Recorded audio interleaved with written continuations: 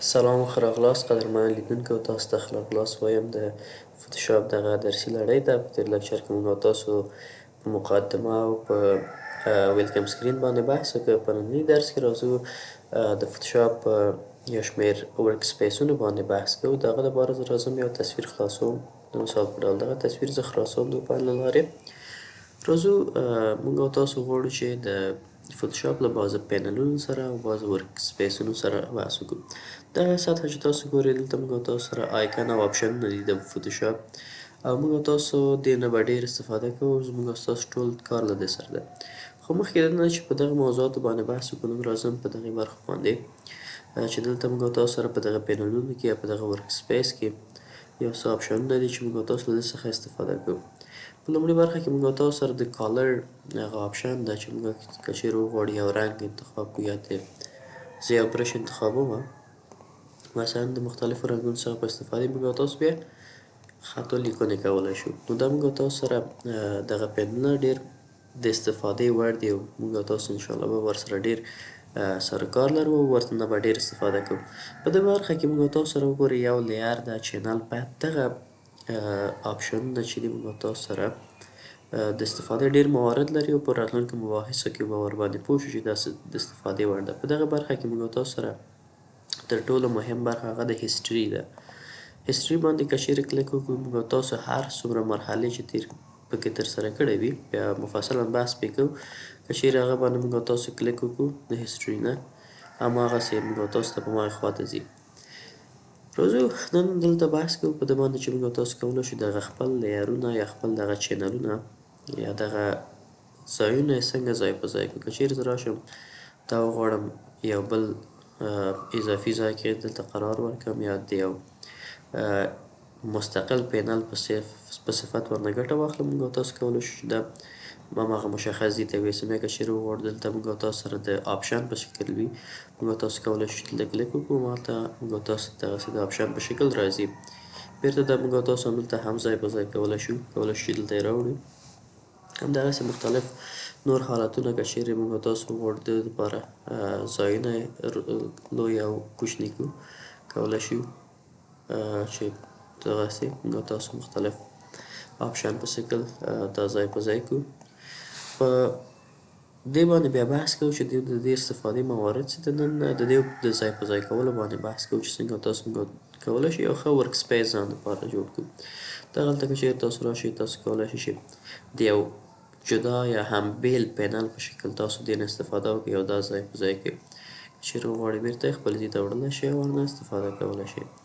همدغسې د یو مختلف حالتونه لري. موږ او تاسو کولی شو قدرمنو لیدونکو بعضې وخت که چیرې موږ وغواړو چې یو ورک سپیس ځان دپاره جوړ کړو، مثلا موږ او تاسو ډېر له رنګونو څخه که چیرې استفاده کوو، غواړو یوازې موږ او تاسو سره دغه رنګونه موجود وي او همدغه رنګونه د ورک سپیس په شکل ورنه استفاده وکړو. فقط همدغه ځای په ځای ورکوو، دې ته هم ځایولی شو. که چیرې زموږ او ستاسو کار ډېر له رنګونو سره وي، هم کولی شو په اسانۍ له دې نه استفاده وکړو. بل موضوع په ننني مبحث کې چې ډېر مهم او اړین ده، هغه که چیرې موږ او تاسو غواړو دغه یو څه موږ او تاسو ته د استفادې وړ نه وي یا په کار مو نه وي، غواړو هغه برخه ډیلیټ کړو تر څو موږ او تاسو ته اضافي ځای یا اضافي برخه دلته ځای په ځای شي او موږ خپل پروژه په ښه شکل سره وګورو. کولی شو دغه بعضې ټیپس دلته کلیک وکړو، دا ډیلیټ کړو. مثلا دلته که چیرې موږ او تاسو وګورو، زه رایټ کلیک کوم پې، موږ او تاسو ته یې ویلی چې کلوز د ټیپ یا کلوز. که چیرې کلوز یوازې کلوز ووهم، دغه لیر برخه موږ او تاسو ته کلوز کېږي. وګورئ لیر برخه کلوز شو. که چیرې کلوز ټیپ ووهمه، تاسو وګورئ بسته دغه ګروپي شکل د ټیپ دا دواړه دغه موږ او تاسو سره حذف کېږي. وګورئ دغه ټیپ حذف شو. بېرته موږ او تاسو کولی شو قدرمنو لیدونکو د وینډوز له برخې څخه همدغه لیرونه بېرته راوړو یا حذف یې کړو. ما سره وګورئ دلته د لیر برخه که چیرې زه کلیک وکړم، بېرته ټول ماته بېرته نو که چیرې قدرمنو لیدونکو موږ او تاسو غواړو دغسې یو لیر یا یو آپشن حذف کړو یا اضافه کړو، کولی شو د هغې ټیک مارکونه اوس د برش دغه کوم سیټینګ چې موږ او تاسو سره ده، دی باندې که چیرې زه کلیک وکړم، تاسو وګورئ د برش دغه سیټینګ موږ او تاسو سره فعال شو، او که چیرې بېرته یې وغواړو چې غیر فعال یې کړو، همدغه ټیک مارک یې لرې کوو، بېرته اضافه کېږي. هر هغه دغه چې تاسو غواړئ کولی شئ له دغې څخه ورسره کنټرول یې کړئ. نو د دې ځای څخه موږ او تاسو کولی شو خپل دغه ورک سپیس برخې آپشنونه کنټرول کړو یا هم مثلا یو برخه د نوټ راوړم دلته بیرته یې غواړم غیر فعال کړم د همدغې څخه کنټرولېږي. خو بعض وخت موږ او تاسو له یو پینل څخه استفاده کوو، مثلا زه راځم دغه ټول ټیب کلوز کوم، دا هم زه کلوز کوم، فقط دغه رنګونه برخه پاتې شو ما سره. که چیرې د باندې کلیک وکړم دا به هم کلوز کړم، د باندې کلیک وکړم دا به هم کلوز کړم، دا به هم کلوز کړم، فقط د رنګونو برخه پاتې شو، دا به هم کلوز کړو، دا به هم کلوز کړو، فقط همدغه د رنګونو برخه زه غواړم چې پاتې شي. نو ټول ما حذف کړ. زه غواړم فقط همدغه ورک سپیس ولرم او همیشه همدې نه استفاده وکړم. راځم وینډوز برخه کې ورک سپیس برخه کې دلته راځم د نیو ورک سپیس باندې کلیک کوم او ورته یو نوم ږدم د کالر په نوم او دا سیف کوم. موږ تاسو سره دا سیف شو. اوس که چیرې بېرته راشو ورک سپیس برخه کې تاسو دلته وګورئ قدرمنو لیدونکو د کالر په نوم موږ تاسو سره یو دغه ده د کالر هماغه ورک سپیس یا هم آپشن موږ تاسو سره اضافه شو. دلته یو څو نور آپشنونه هم دي چې خپله د فوتوشاپ کمپنۍ موږ تاسو ته قرار ورکړی ده. که چیرې کلیک پرې وکړو هماغه ورک سپیس موږ تاسو ته راځي. مثلا موشن ته راشو تاسو ګورئ دغسې یو ورک سپیس دلته موږ تاسو ته اضافه شو. که بیرته ورک سپیس برخې ته راشو هماغه کالر ته بیرته کالر ته ځو او که چیرې غواړو چې یو ورک سپیس چې موږ او تاسو جوړ کړی دی هغه ډیلیټ کړو نو هغه دپاره راځو د ډیلیټ ورک سپیس باندې کلیک کوو او دلته آپشنونه لري کوم یو وایي تاسو غواړئ چې هغه ډیلیټ کړئ. زه وایم همدغه د کالر چې ما مخکې انتخاب کړی و هماغه باید ډیلیټ شي. زه که چیرې ډیلیټ باندې کلیک وکړم ډیلیټ شو خو چون دا موږ او تاسو سره اصلي هغه کوم دغه ورک سپیس چې و هغه و ځکه نه ډیلیټ کېږي. که چیرې زه ټیک مارک لرې کړم د دې ځای څخه اوس لاړ شو ورک سپیس برخه کې اجازه راکړئ زه یو بل ورک سپیس انتخاب کړم.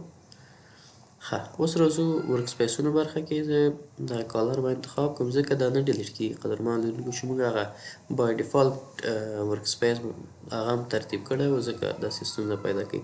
که چیرې دلته د ډیلیټ باندې بیا کلیک وکړم کالر باندې ډیلیټ وکړم او اوس یې ډیلیټ کړم وګورئ تاسو موږ هغه د کالر ورک سپیس چې و موږ او تاسو سره هغه ډیلیټ شو. باید د انتخاب له حالت څخه وتلی وي په هماغه ورک سپیس کې موږ وجود ونه لرو. اوس که چیرې بیرته موږ او تاسو غواړو دغه خپل هماغه بای ډیفالت ورک سپیس راوړو فقط ریسیټ باندې کلیک کوو هماغه بای ډیفالت دغه موږ او تاسو ته راځي او موږ او تاسو ورنه کولی شو چې استفاده وکړو. بعد د هغه نه وګورئ لیرونه برخې بیرته راغلل تاسو وګورئ همدغسې د چینل او ټول برشونه هر څه پکې راغلل د بای ډیفالت حالت یې غوره کړه ځان لپاره او دغه موږ او تاسو قدرمنو لیدونکو له دغه ځای څخه هم کنټرولولی شو. موږ او تاسو اجازه راکړئ چې دغه ځای څخه تاسو وګورئ موږ تاسو سره نیوز هماغه ټول هغه څه چې و له دغې برخې هم کنټرولېږي.